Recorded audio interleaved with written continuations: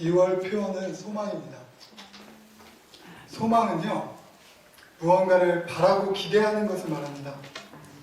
우리가 하나님을 믿으며 소망하는 것은 무엇입니까?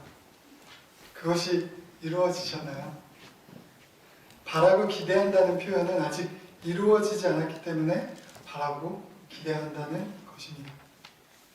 성경에서 소망하라 이 표현이 나오면요, 그것은 하나님의 약속을 신뢰하며 끈기 있게 참으며 기다리는 것을 말합니다.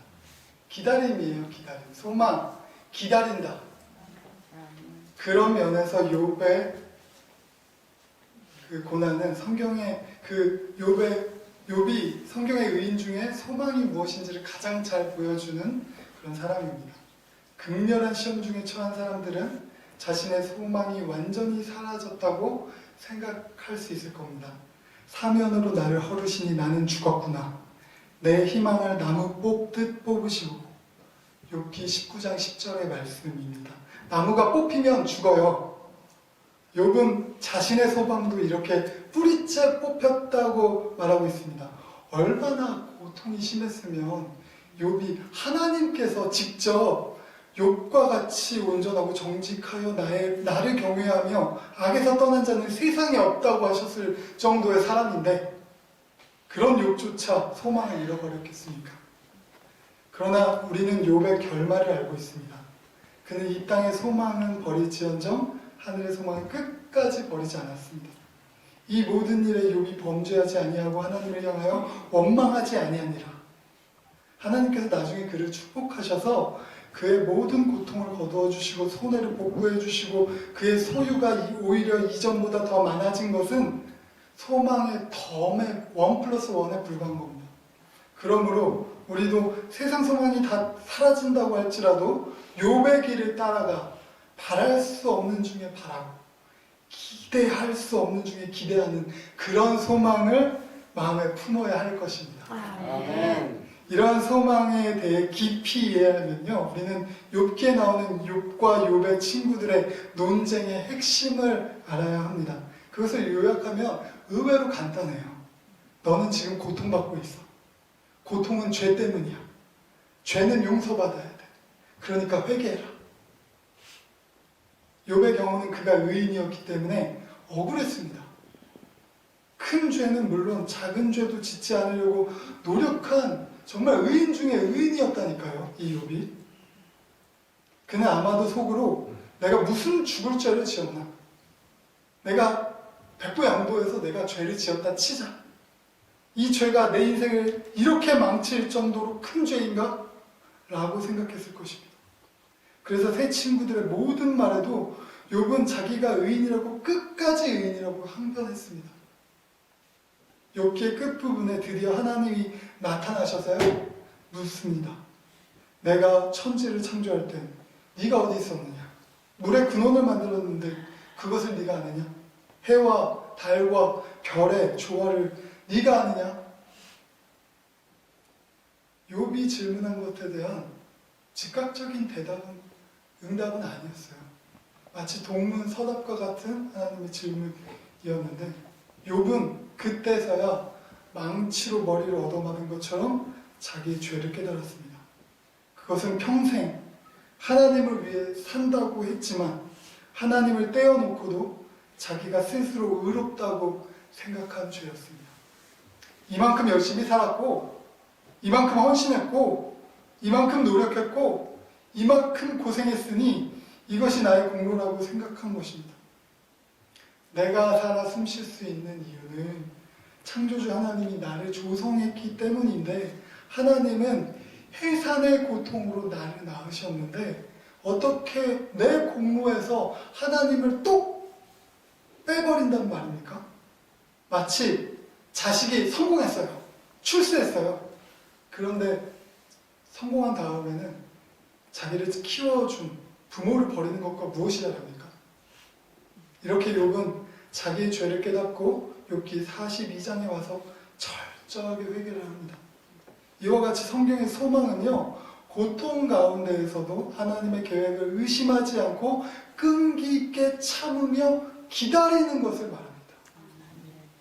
그러므로 소망이 무엇인지 더욱 이 시간 잘 이해하고 싶은데요. 고통의 문제가 무엇인지 알아야 하고 하나님의 계획이 무엇인지 알아야 합니다.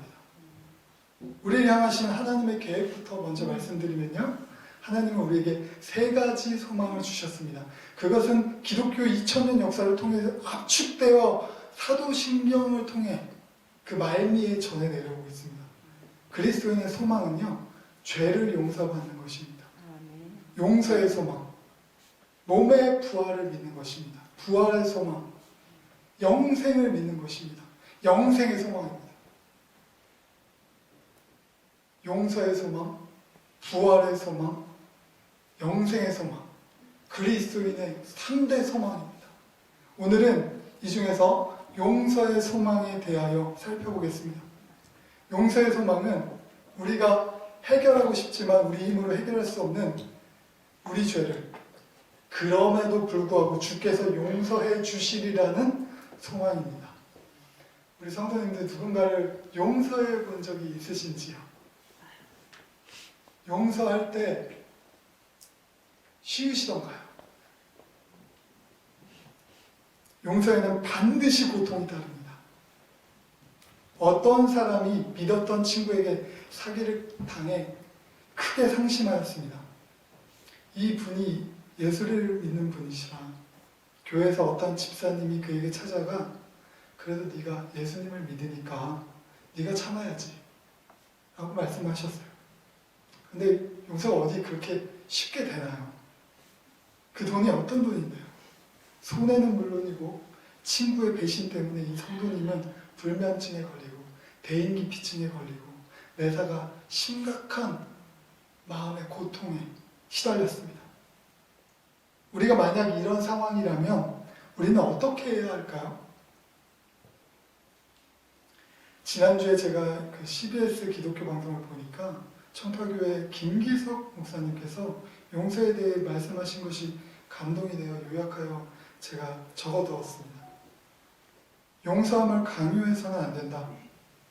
상처의 기억은 아물기까지 시간이 필요하다. 그러나 용서가 힘들다고 용서를 안 할 수 없다. 왜냐하면 용서하지 않을 때 나는 피해자로 남기 때문이다. 용서하지 않으면 우리는 계속해서 고통에 시달릴 수밖에 없는 거예요. 용서하지 않으면 우리는 영원히 피해자가 되는 거예요. 비록 용서가 극심한 고통을 수반하지만 우리가 용서의 길을 가지 않는다면 상처는 영원히 낫지 않게 되는 것입니다. 그리고 상처가 또 상처를 만들어요. 우리가 용서하지 않기 때문에. 용서하지 않으면 자유함이 없습니다. 용서하지 못하는 마음은 내 어두움이 됩니다.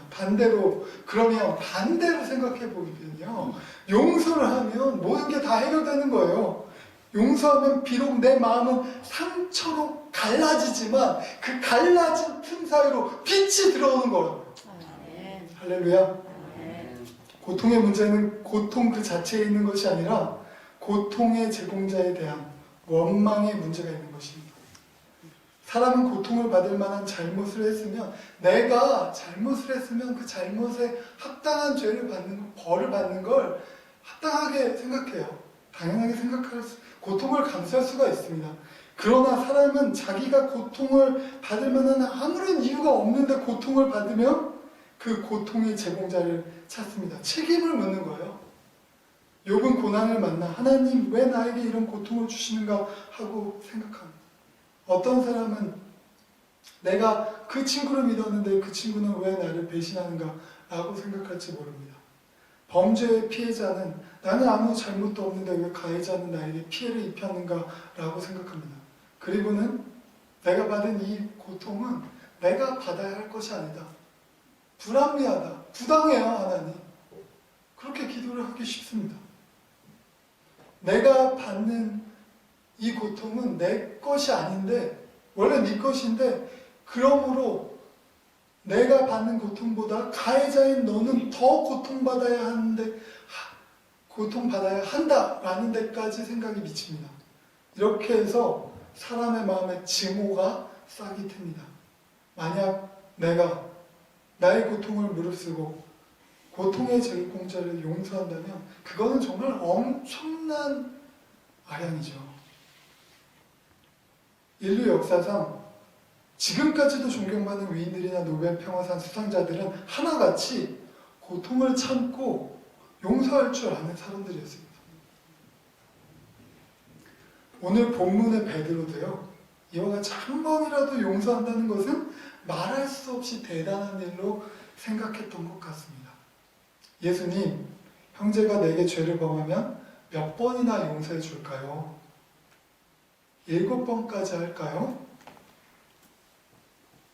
베드로는 만약 어떤 사람이 베드로를 비난하고 배신하였다면 7번까지는 크게 아량을 베풀어 그를 용서하고 그 다음에는 또 그러면 8번째는 그와 절교하고 상종하지 않고자 하여 이와 같이 물었던 것입니다.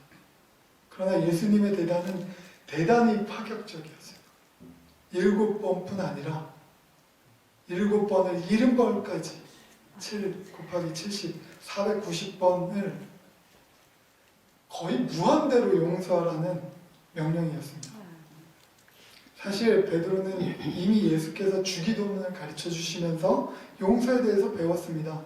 마태복음 6장 14절 15절에는 주기도문을 마치시고 한 말씀 예수님께서 덧붙이시는데요. 너희가 사람의 잘못을 용서하면 너희 하늘 아버지께서도 너희 잘못을 용서하시려니와 너희가 사람의 잘못을 용서하지 아니하면 너희 아버지께서도 너희 잘못을 용서하지 아니하시리라.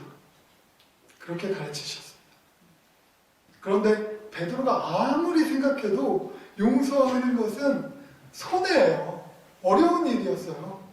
한번 용서했다가도 그 사람만 생각하면 다시 깊은 곳에서 우라가 치미는 걸 어떻게 해요? 용서 못하겠는걸요. 그래서 예수님께 자꾸 묻는 거예요. 예수님, 제가 몇 번이나 용서해야 됩니까? 저 용서하기 싫은데요.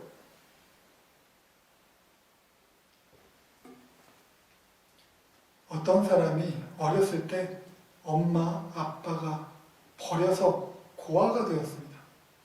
친아버지는 또 친어머니를 버렸고 친어머니는 경제적 능력이 없어서 어쩔 수 없이 아기를 고아원에 맡겼던 것입니다. 그런데 양부모를 이 아이가 잘 만나서 잘 커서 나중에 유명한 CEO가 됐습니다. 이 사람은 평생토록 자기를 버린 친아버지를 찾지 않고 미워했다고 합니다. 이 사람이 바로 애플을 창업하여 아이폰을 만들고 오늘날 모바일 혁명을 일궈낸 스티브 잡스입니다. 그런데 이 무슨 운명의 장난인지 잡스가 성공한 이후 회사 근처에 가끔 찾던 식당의 매니저가 사실은 친부였던 거예요. 당시의 친부는 잡스가 식당에 오면 유명인이 왔다고 좋아하고 잡스도 그런 대접이 나쁘지 않아 팁을 듬뿍 주는 사이였다고 합니다. 하지만 친구가 나중에 잡스가 자신의 친자인 것을 알고 그가 불치병에 걸려서 죽게 되잖아요. 췌장암 중에 아주 희귀병인 신경내 분비종양에 걸렸었다고 합니다. 근데 그 소식을 듣고 이 친구가 마지막으로 한번 보고 싶어서 면회를 요청했는데 잡스는 끝끝내 거부했다고 합니다. 어쩌면 잡스가 아버지를 미워하는 것이 당연하다고 생각할 수 있습니다. 우리도 스티브 잡스의 입장이라면 그러지 않겠습니까? 만약 아버지를 용서했다고 해도 하하우 웃으면서 아무 일도 없던 것처럼 사이좋게 지낼 수 없을 것입니다. 겉으로는 용서한다고 해도 마음속 깊은 곳에서는 절대로 용서할 수 없는 것이 바로 인간의 용서입니다. 근데 하나님의 용서는 인간의 용서와는 다릅니다. 오늘 말씀은 빚진 자의 비유인데요. 다른 말씀, 누가복음에서도 예수님께서는 빚진 자의 비유를 말씀하신 바 있습니다. 빚 주는 사람에게 빚 짓는 자가 둘이 있어서 하나는 500데나리온을 줬고 하나는 50데나리온을 줬는데 갚을 것이 없으므로 둘 다 탕감하여 주었으니 둘 중에 누가 그를 더 사랑하겠느냐? 이에 베드로는 제 생각에는 많이 탕감을 받은 자가 더 사랑을 많이 받았습니다 라고 대답을 했고요. 주님께서는 네 판단이 옳다 라고 하셨습니다. 사람의 용서와는 다르게 하나님은 더 많이 빚진 자를 더 많이 용서하시길 기뻐하십니다. 우리로서는 더 많이 상처 주고 더 많이 피해 입힌 자를 더 많이 미워하는 것이 당연합니다. 그것이 세상의 이치지요. 눈은 눈으로 갚고 이는 이로 갚는 게 이 세상의 이치 아닙니까? 한 대 때리면 한 대 때리고 싶잖아요. 근데 하나님께 더 많은 죄를 지은 자들, 저 같은 사람들을 더 특별한 사랑으로 사랑하셨습니다. 용서하셨습니다. 제가 굉장히 좋아하는 영국의 작가가 있는데요. C.S. 루이스라는 사람입니다. 영국 케임브리지 대학의 철학을 가르치고 르네상스 문학을 가르친 교수로서요. 영미 문학에 큰 영향력을 끼친 판타지 문학이죠. 그 나니아 연대기라는 책을 쓰고 오래전에 영화로도 나온 바가 있습니다. 네, 이 사람이 30세 때 1929년에 로마 카톨릭 신자인 또 더 유명한 사람이죠. 톨킨이라는 그 반지의 제왕의 저자 그 친구였어요. 그 사람의 영향으로 성공의 신앙을 받아들였습니다. 그리고 이후 평생을 각종 방송에서 기독교 신앙을 변증하고 여러 책을 저술하였습니다. 그 중에서 특히 유명한 것이 BBC 라디오 방송에서 강연한 내용을 모은 순전한 미어 크리스천리티라는 그런 책인데요. 순전한 기독교라는 책인데요. 저도 10수년 전에 그 책이 너무 마음에 들어서 그 분의 모든 책을 다 사서 읽었는데요. 순전한 기독교, 고통의 문제, 예기치 못한 기쁨, 스크루테이프의 편지 등등 정말 좋은 책입니다. 기회가 되면 우리 성도님들도 한번 읽어보셨으면 좋겠는데요. 순전한 기독교에 이런 내용이 나와 있습니다. 이웃을 사랑하는 명령에 이웃의 원수가 포함되어 있기 때문에 우리는 원수를 사랑해야 하고 결국 원수를 용서해야 합니다. 용서하지 않으면 용서받지 못합니다. 다른 길은 없습니다. 우리가 나를 사랑하는 이유는 나이기 때문입니다. 나는 내가 잘 되기를 항상 바랍니다. 하나님이 우리를 사랑하시는 이유는 우리가 나라는 자아를 가졌기 때문입니다. 다만 내가 나 스스로에게 만족스럽거나 호감을 주어서 사랑하는 것이 아닌 것처럼 우리는 우리의 원수에게 호감을 억지로 가질 필요는 없습니다.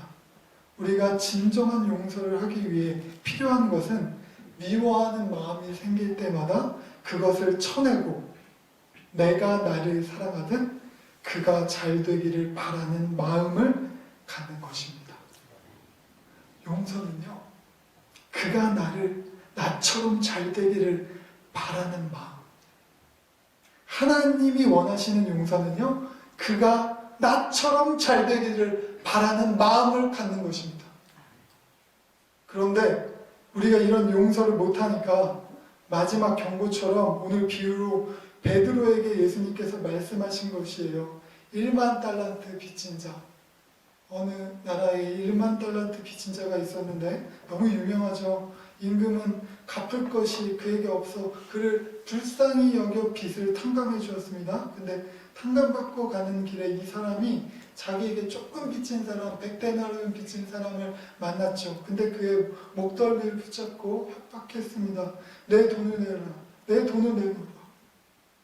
그리고 그에게 갚을 것이 없다고 그가 말하자 그를 빚을 갚도록 옥에 가두었습니다. 임금님이 그 말을 듣고 1만 달란트 빚진 자를 불러 꾸짖었지요. 이 말씀이 중요합니다. 악한 종아, 내가 너를 불쌍히 여김같이 너도 내 동료를 불쌍히 여김이 마땅하지 아니하냐? 예수님께서 이 비유를 해석하시면서 오늘 보면 35절에 예수님이 말씀하셨습니다. 우리 함께 오늘 본문 35절을 읽어볼까요? 너희가 각각 마음으로부터 형제를 용서하지 아니하면 나의 하늘 아버지께서도 너희에게 이와 같이 하시리라. 아멘. 마음으로부터 형제를 용서하셔야 됩니다. 그래야 하나님의 용서가 무엇인지 깨닫는 큰 깨달음을 얻게 됩니다.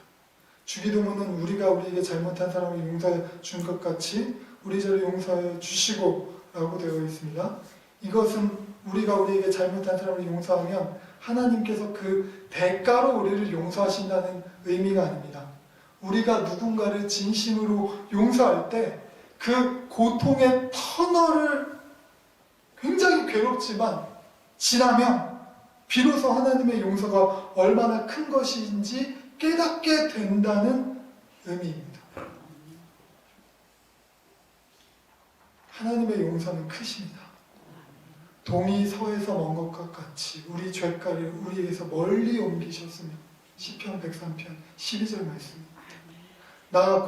나는 나를 위하여 내 허물을 도말하는 자니 내 죄를 기억하지 아니하리라. 이사야 43장 25절 말씀입니다. 다시 우리를 불쌍히 여기셔서 우리 죄악을 발로 밟으시고 우리의 모든 죄를 깊은 바다에 던지시리이다. 미가서 7장 19절 말씀입니다. 보옵소서 내게 큰 고통을 더하신 것은 내게 평안을 주려 하심이라. 주께서 내 영혼을 사랑하사 멸망의 구덩이에서 건지셨고 내 모든 죄를 주의 등 뒤에 던지셨나이다. 이사야 38장 17절 말씀입니다. 그리고 여호와께서 말씀하시되 오라 우리가 서로 변론하자. 너희의 죄가 주홍 같을지라도 눈과 같이 희어질 것이요 진홍같이 붉을지라도 양털같이 희게 되리라. 이사야 1장 18절 말씀입니다. 이 하나님의 용서가 바로 그리스도인의 가장 큰 소망입니다. 아멘. 그리고 우리가 형제를 용서하지 않으면 진심으로 마음으로 용서하지 않으면 하나님의 이 용서가 우리에게 임하지 않습니다. 여러분 우리가 용서해야만 하나님께서 하나님의 용서가 무엇인지 우리에게 깨닫게 하시는 것입니다. 말씀을 정리하겠습니다. 성경의 소망은 고통 가운데서도 하나님 계획을 의심하지 않고 끈기 있게 참으며 기다리는 것입니다. 고통의 터널이 괴롭지만 그 기나긴 터널을 결국 끝까지 최후 승리하기까지 버티고 버텨서 하나님의 계획을 발견하고 하나님의 용서를 발견할 때 우리는 하나님의 참된 소망을 알게 되는 것입니다. 그러므로 소망이 무엇인지 더욱 잘 이해하기 위해서는 고통의 문제를 알아야 하고요. 하나님의 계획이 무엇인지 알아야 하고요. 우리의 모든 그리스도인의 소망은 사도신경에 명시되어 있듯이 죄를 용서받는 것, 용서의 소망, 부활의 소망, 그리고 영생의 소망입니다.